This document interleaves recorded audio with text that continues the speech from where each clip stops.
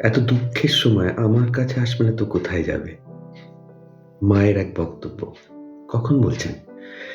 ইন্দুবালা দেবী যখন সন্তানের শোকে পাথর হয়ে দিক বিদিক জ্ঞানশূন্য হয়ে মায়ের পায়ে লুটিয়ে পড়ছেন, তখন গোলাপ মাতাকে তিরস্কার করছেন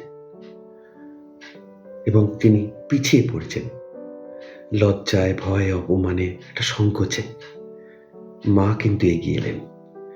এত দুঃখের সময় আমার কাছেই তো আসবে।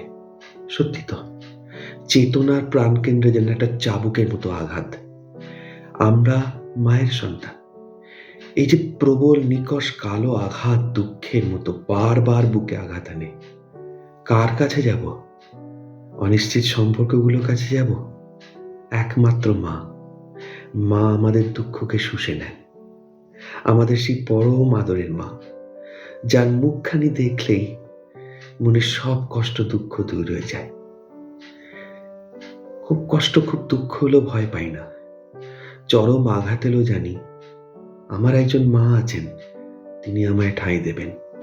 আমার সব সময় একটা আশ্রয় আছে। যত বড় আঘাত তত বড় আনন্দ, কারণ আমার একজন মা আছেন।